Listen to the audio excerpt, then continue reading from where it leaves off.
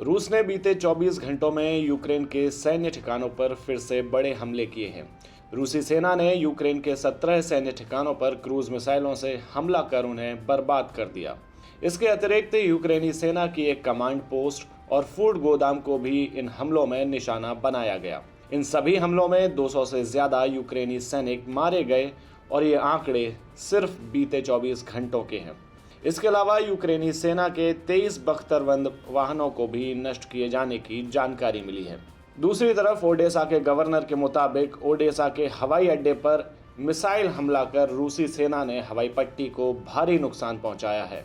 हालांकि खार्किव में जारी भीषण लड़ाई के दौरान यूक्रेन की सेना ने रूसी सेना से 4 ठिकाने वापस लेने में कामयाबी हासिल की है और इस बात का खुद दावा भी किया है। यूक्रेनी सेना के हवाले से कहा गया कि डोनबास इलाके में रूसी सेना ने शनिवार को बड़े हमले किए, लेकिन उसे 3 इलाकों पर कब्जा करने में सफलता नहीं मिली।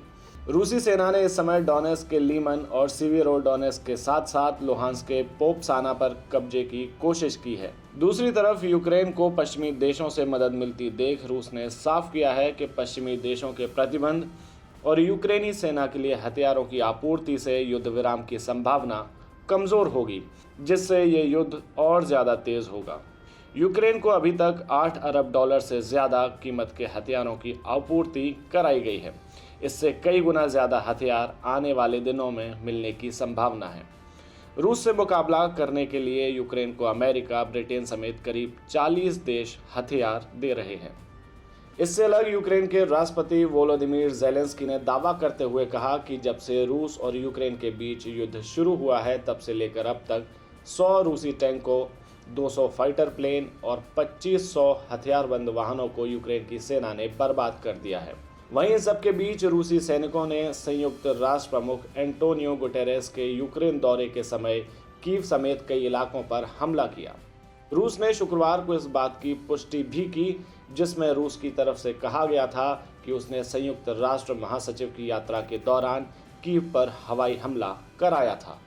लगभग 2 सप्ताह में यूक्रेन की राजधानी पर इस तरह का पहला हमला है और जिसमें एक पत्रकार की भी मौत हुई है। रूस के रक्षा मंत्रालय ने कहा कि उसने एडवांस और सटीक लंबी दूरी के हवाई आधारित हथियार तैनात कर रखे हैं। इस दौरे पर एंटोनियो गुटेरेस ने प्राथमिकता देते हुए यूक्रेन के राष्ट्रपति वोलोदिमीर ज़ेलेंस्की से मिलने के बजाय मॉस्को जाकर रूसी राष्ट्रपति व्लादिमीर पुतिन से मुलाकात की थी और शांति के लिए ठोस पहल का आग्रह किया था। साथ ही यूएन प्रमुख गुटेरेस ने गुरुवार को कहा था कि 21वीं शताब्दी में जंग को स्वीकार नहीं किया जा सकता और उन्होंने युद्ध अपराधों के आरोपों की इंटरनेशनल क्रिमिनल कोर्ट यानी कि आईसीसी से जांच कराने और जिम्मेदारी तय करने की मांग का भी समर्थन किया था।